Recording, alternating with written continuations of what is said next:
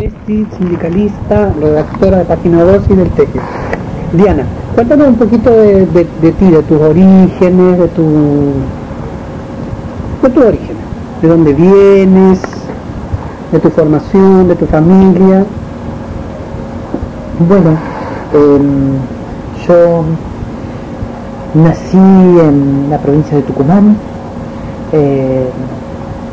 Al poco tiempo, a los meses, mi madre, en busca de un futuro mejor, ¿no?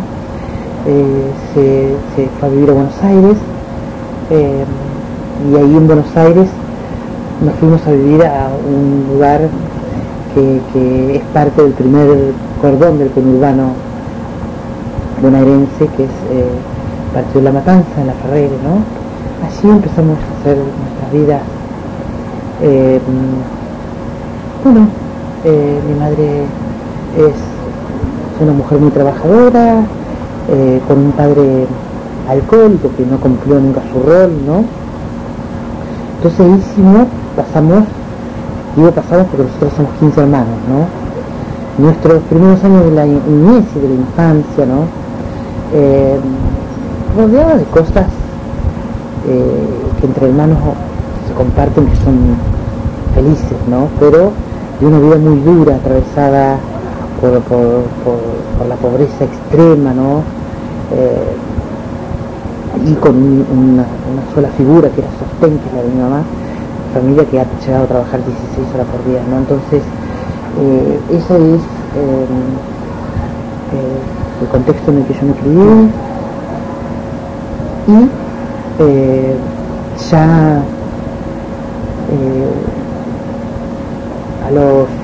terminada mis estudios primarios básicos en Buenos Aires, abandoné, intenté volver a hacerlo, volví a abandonar. Todo esto relacionado también con el proceso de construcción de identidad, de expresión sobre todo, ¿no? Cuando empecé a dar rasgos de mi construcción identitaria, ¿no? ¿Y en qué se expresaban esos rasgos de identidad? En usos de otra identidad. En usos de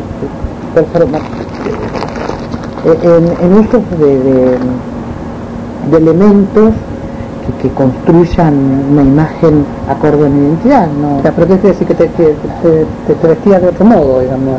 Me expresaba, me introducía, tampoco eran introducciones, ¿viste? Como soy yo de sencilla. Claro. Pero eras una niña en ese minuto. Una niña transexual. Claro, ¿cuántos años una niña travesti? Una niña travesti. Una niña travesti. ¿Cuántos años tenía? 13. Ya, cuando emerge esta niña travesti. Sí. Entonces esto constituyó un gran desafío para mi familia, ¿no? Para mi madre. Para tu entorno. Para mi entorno, sí, como conviviente, ¿no? Entonces, me fui de mi casa, ¿no? A esa edad. Sí, fui de mi casa y me fui a aventurar, a vivir como yo quería vivir. Entonces, desde niño conocí lo que es el trabajo, ¿no? Lamentablemente, cuando ya sí, yo ya terminé no sé si terminé, pero sí ya tenía como más asentada mi identidad y sobre todo la expresión de eso.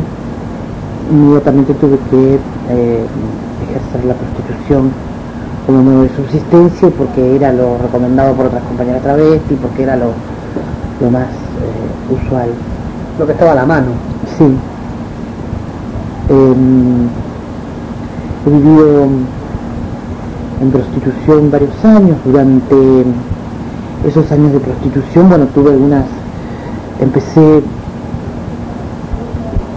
me preocupaba mucho el grado de exclusión y marginalidad en el que me empezó a preocupar, ¿no? En el que vivían mis compañeras. Entonces,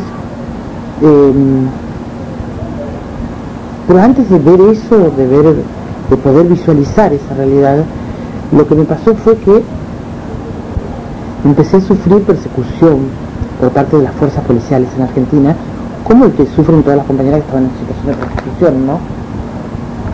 Entonces eso lo que nos animó es a denunciar esa persecución y la vinculación de las mafias policiales con los prostíbulos, con las mafias de los prostíbulos, ¿no? A estas mafias entre jueces, policías y prostíbulos y dueños de prostíbulos, lo que significábamos nosotros trabajando en la calle era una competencia, ¿no? Entonces lo que había que hacer con nosotras era sacarla de las calles, asustarnos, eliminarnos, quitarnos. Detenerla. Esto lo que provocaba era la detención, la violencia, muchas veces mandados por otras personas que no eran de las fuerzas, o policías vestidos de civiles, ¿no? Hasta con tiros. Entonces esto nos obligó a actuar, y ahí fueron los primeros inicios de los primeros intentos de organización, allá La Matanza, ¿no? Estamos hablando del movimiento antidiscriminatorio de liberación. Esto es en el 2000. Bueno, yo te conocí, fueron unas denuncias, 2000, ¿no? Unas denuncias como muy por arriba. Ahí fue como nuestro primer intento de organizarnos, por lo menos para poder ver cómo solucionábamos este tema de la persecución policial. Por el tema antirrepresivo, más que nada, ¿no? Luego, yo me empecé a vincular con movimientos sociales, ¿no? Tuve un acercamiento al PC, ahí empecé a militar en el brazo social del Partido Comunista en Argentina en ese momento, que es el Movimiento Territorial de Liberación, el MTL, uno de los movimientos más radicales de Argentina, ¿no? Que hacía toma de tierra, toma de edificios, bueno, entonces trabajando en esta organización, mi primera experiencia fue trabajar en un comedor para niños. Yo estaba como en la coordinación del comedor, me encargaba de conseguir los recursos, de conseguir los elementos para hacer detalles, no cosas menores. En el 2001 llegaron, como vos sabrás, Argentina atravesaba una crisis social y política muy importante, entonces llegaron los conflictos que esta situación produjo, conflictos sociales muy importantes, ¿no? De los cuales también yo he sido parte de estos momentos tan importantes para el país, ¿no? Expresados en saqueos, protestas en la calle, la gente movilizada todo el tiempo, logró echar a 5 presidentes en una semana, ¿no? Eso muy fuerte fue. Y esa participación en esa instancia fue la que terminó de decidir de que yo, en realidad, de mi participación y mi interés por la realidad social, por participar de los movimientos sociales. En un momento de auge de estos movimientos, ¿no? Donde se hacían asambleas en las calles, donde la gente decidía en las calles, donde todos gritábamos que se vayan todos, ¿no? Que no quede ni uno solo.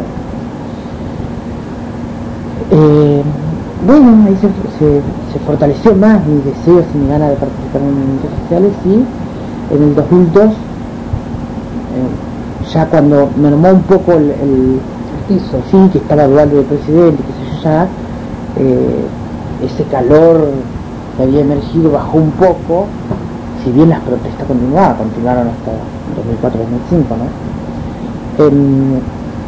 Me ocupé mucho más ya de poder en 2002 empezar a trabajar con la organización Movimiento Antidiscriminatorio de Liberación. Nos conformamos como un espacio de diversidad sexual, pero no exclusivamente de diversidad sexual, sino un espacio que pueda representar al distinto abanico de personas discriminadas, porque las personas travestis no son las únicas discriminadas y excluidas del sistema. Hay un gran abanico de personas discriminadas, ¿no? En el sistema, y que nosotras, por supuesto, debemos... Digamos, me estabas contando de las persecuciones. Yo te conocí, digamos, más bien conocí tu nombre y tu vida por las detenciones, una detención muy llamativa, muy fuerte también, sí. Y donde todo el mundo pedía liberen a Diana, liberen a Willy, claro, como liberen a Willy, pero ahí yo conocí el nombre de Diana Zacayán.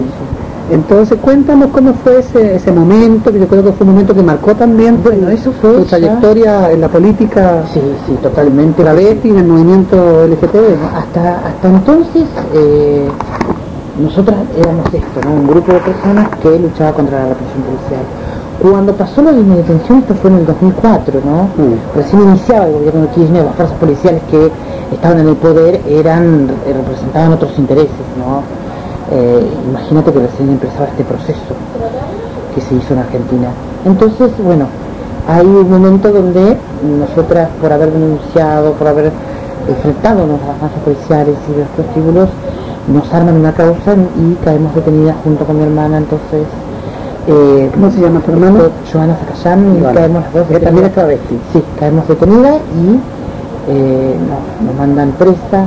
Durante 6 meses estuve en esa detención. Entonces ahí adentro también empecé mucha gente me sacaba libros y empecé un poco a leer, ¿no? Me dediqué más a la lectura adentro, porque ya tenía mucho tiempo, ¿no? A armarte teóricamente sí, también. Sí, entonces empecé también a escribir para afuera, para cartas, la gente que venía a verme, gente sindicalistas, diputados de izquierda, mucha gente se interesó y me fue a ver, ¿no? Entonces, ¿cuánto tiempo estuviste detenida?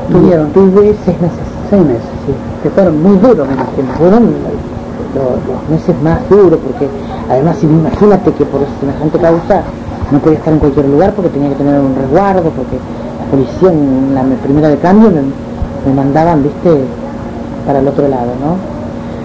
Claro, pero por otra parte también había mucha presión de afuera, mucha social. Presión social, sí. Entonces, bueno, pasó el tiempo, las organizaciones lograron mi libertad con un acuerdo de prisión domiciliaria, y en ese tiempo, durante la prisión domiciliaria, yo pedí permiso para hacer la carrera de educación popular en la Universidad de las Madres Plaza de Mayo.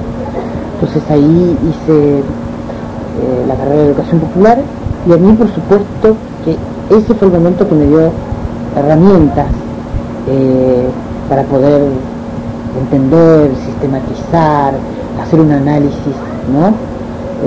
De la realidad. Te contaba esto de poder analizar la realidad, tan significativo para una población que vive excluida y marginada, fuera de todo el acceso.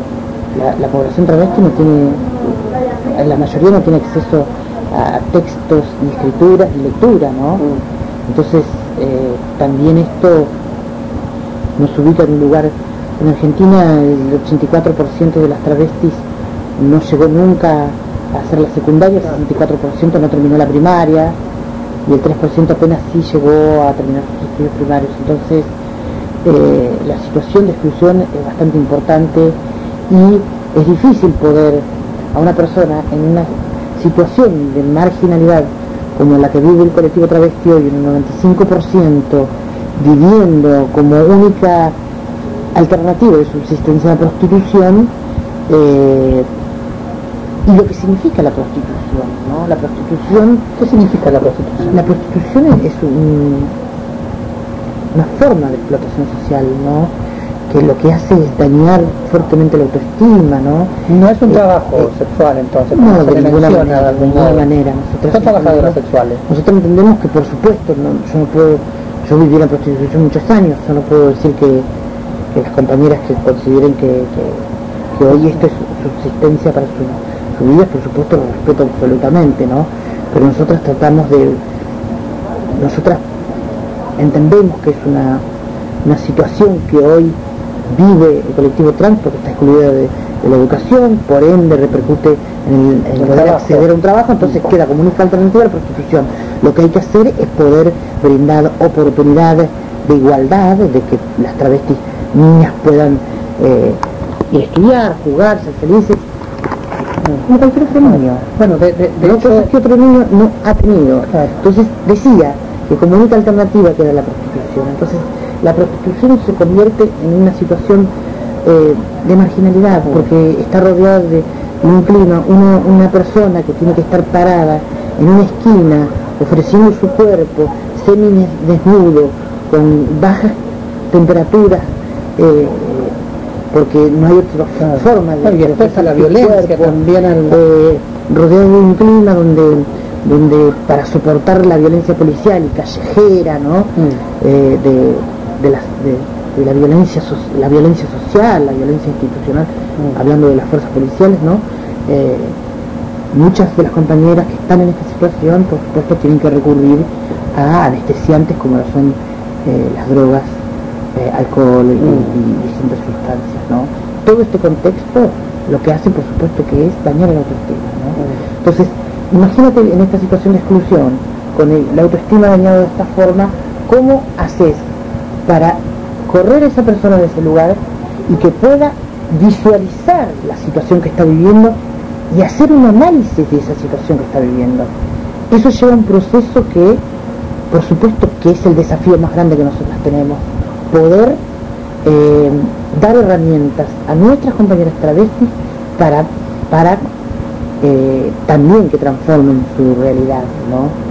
Nosotras podemos dar oportunidades, podemos construir políticas públicas desde el lugar donde estamos, pero para nosotras es importante que esas políticas públicas tengan un receptor, que las compañeras se apropien de esos proyectos que nosotras amamos, porque si no, ¿para quién lo vamos a hacer?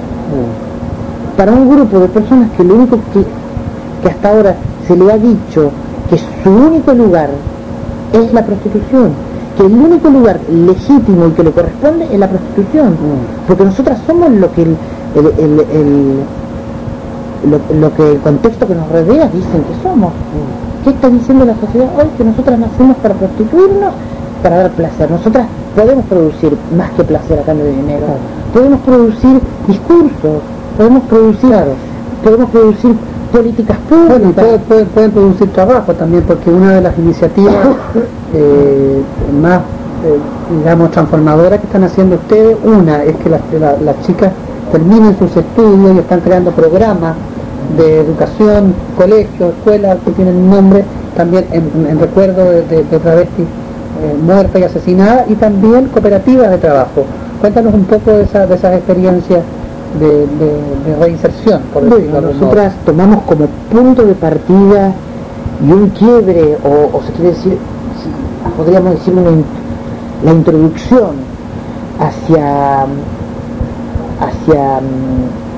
la discusión sobre el acceso a políticas de empleo o microemprendimiento, como quieras llamarle, es la primera experiencia que viene de la mano de la asociación Ali, junto con Luana Berkins, en la puesta en marcha de la cooperativa Nadia Chazú. Nadia Chazú fue una militante asesinada en Argentina, ¿no? Una militante muy importante, sí, una militante travesti. Entonces, esta cooperativa de textil es la primera cooperativa que sale, que es financiada por el Estado, por la Secretaría, por el Ministerio de Trabajo de la Nación, con el INAES, ¿no? Entonces, esta primera experiencia lo que hace es poner el dedo sobre la llaga, hablando en criollo, y produce un efecto en otras organizaciones como la nuestra, por ejemplo, que es empezar a pensar también en brindar oportunidad de empleo a nuestras compañeras, y por supuesto entender que ese primer paso ha sido fundamental, y nosotras queremos y creemos que esas experiencias se tienen que replicar. Por supuesto que lo que queremos es trabajo genuino, pero por el momento existen estas posibilidades, entonces empecemos a trabajar en estas posibilidades, ¿no? Entonces también hemos constituido en la cooperativa Silvia Rivera. Silvia Rivera ha sido una activista latinoamericana que estuvo viviendo en Estados Unidos y que jugó un rol fundamental o esencial en lo que fueron las protestas de Stonewall, ¿no? Entonces, para levantar su bandera, para reivindicarla, ¿no? También un poco que también el mundo gay de hoy, tan freelance, tan, ¿no?, entienda de que estas grandes fiestas que se hacen fueron porque se asesinaron gente, ¿no? Se asesinaron compañeros, porque hubo gente que luchó, que puso el cuerpo, ¿no? Entonces, entre ellos está Silvia, ¿no? Silvia Rivera, que ha tenido un rol protagónico. Entonces levantamos su bandera, le pusimos el nombre, y hoy estamos en un paso, yo diría en la mitad de nuestro proceso. Todavía somos un proyecto, todavía no hemos podido constituir, no hemos podido empezar a producir, ¿no? Siempre con la lógica de la economía social, ¿no? Una cooperativa es eso, pensar en economía social. El dinero que se gane va a ser repartido entre todas las compañeras por iguales, nadie va a ser jefa, ¿no? Desde esa lógica del cooperativismo es que también nosotras creemos que nos debemos asociar, porque no queremos jefas, no queremos jefes, no queremos. Entonces nos parece que nosotros también podemos hablar de esto, ¿no? Y que es fundamental que lo hagamos, que hablamos y que accionemos en esto. Ahora estamos con la Secretaría de Empleo de la Nación, de la mano de Enrique Deide, de Darío Arias, que la verdad que son dos, es el secretario de Empleo y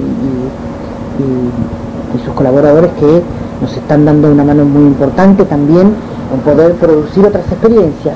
Y estamos a punto de lanzar, de firmar un convenio con la Secretaría de Empleo, aparte de la cooperativa, que es una formación profesional que se va a realizar para 60 compañeras travestis, 30 de Tartagal, del norte del país, y 30 de La Matanza, que lo que se va a hacer es, durante 5 meses, darle un curso de formación profesional en lo que quieran, cocina, tornería, por decirte una cosa que no pertenezca solo a la feminidad, ¿no? Claro. Lo que la compañera elija, ¿no? Entonces se va a dar un curso, esta compañera va a recibir un dinero en contraparte por tomar el curso y para sus gastos de fotocopia y de viáticos, y para que tengan algo para comer. Ese dinero se les va a pagar, se les va a dar además ese dinero para la merienda además.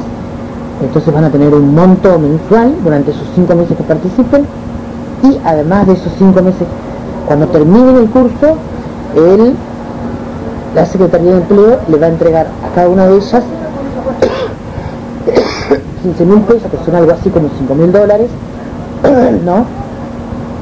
$4.000 son aproximadamente, $4.500. Se les va a entregar, y estas compañeras lo que van a hacer es, entre las que tomaron el mismo curso, asociarse entre 4 y hacer su propio negocito, su propia microempresa, ¿no? Entonces, esta creación de políticas públicas, el diseño de políticas públicas, no hubiera sido posible si nosotras no hubiéramos estado ahí para proponerlo, para exigirlo, para proponerlo y para ponerlo en marcha, ¿no? Por eso yo creo que la participación de las discusiones en economía, en política, nuestra participación es fundamental. Porque ¿dónde vamos a generar los cambios? ¿Discutiendo entre nosotros, entre travestis? No. La discusión la vamos a dar discutiendo con los académicos, discutiendo con las teorías, discutiendo sobre política, discutiendo sobre economía, para producir los cambios desde el cuajo, marica, desde el cuajo. Oye, en las propias entrañas del poder, ¿no? Y creemos fundamental creemos que esas discusiones tienen que ser fundamentales, sobre todo en economía. Son fundamentales. Yo creo que es medular discutir sobre empleo, discutir sobre acceso a la salud, discutir. Hoy nuestro país tiene la media sanción por un proyecto de ley, ¿no?, de identidad de género y acceso a la salud pública. No, ya te iba a preguntar de eso, porque te quería preguntar hace algunos años atrás, Argentina hizo noticias en Latinoamérica y la comunidad LGTB mundial, digamos, se percató del entre comillas avance de lo que implicó la ley de identidad, la ley de matrimonio igualitario. Sí. Cuéntame cómo fue esa experiencia y cómo lo vivió la comunidad travesti. porque no fue sencillo también. Bueno, yo no hablo de la comunidad travesti en general, yo hablo de el núcleo travesti más radical de Argentina, ¿no? Más politizado. Más politizado. No diríamos radical porque el contexto sociopolítico hoy es otro, ¿no? Entonces, el núcleo más politizado de Argentina, de organizaciones, hemos tenido una postura, por supuesto, a favor, nos parece una base importante en términos de derechos, de extensión de los derechos, ¿no? Por supuesto que es un avance muy importante. Pero nosotras no hemos jugado un rol participativo en lo que fue ese proceso. Primero porque no nos dejaron, y segundo porque nosotras entendíamos también que para nosotros no era fundamental el matrimonio, ¿no? Hay una diferencia muy grande. Yo lo que digo es esto, ¿no? El matrimonio igualitario fue en Argentina la otorgación la otorgación de un derecho enmarcado en lo que se conoce como un derecho liberal, que es el matrimonio, ¿no? Igualitario. Y la ley de identidad de género y la ley sobre aborto, lo que están planteando no son leyes sobre derechos civiles, son leyes sobre derechos humanos, porque en estas dos situaciones está en juego la vida, ¿no? Nosotras, esa es la gran diferencia entre la ley de matrimonio igualitario y la ley de identidad de género y la ley del aborto.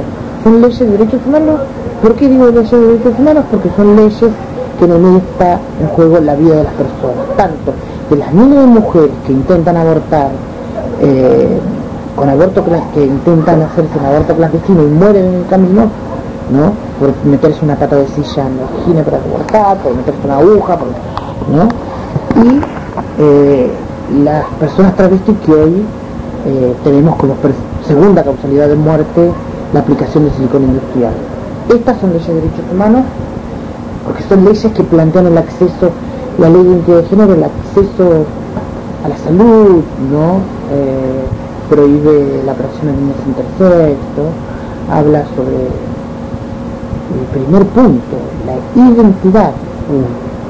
Si nuestra identidad no es reconocida como tal, no podemos hablar de ciudadanía. No somos consideradas ciudadanas de derecho. Pero ¿qué significaría en esta nueva ley, en la ley de identidad de género que ustedes están promoviendo y que ya ha ido avanzando?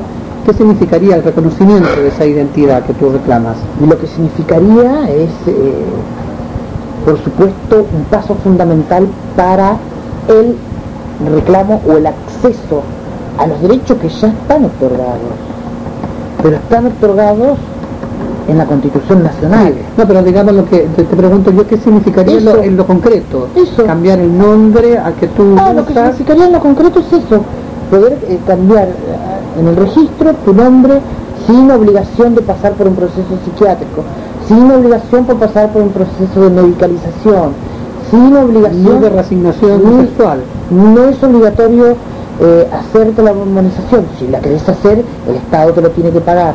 Si querés hacerte la operación, el Estado te lo tiene que pagar. Pero este proyecto de ley es de avanzada en materia de identidad de género en el mundo, porque es un proyecto que quita, de acuerdo a la campaña Stop Patologización, está planteando la no patologización en el mismo proyecto de ley y pone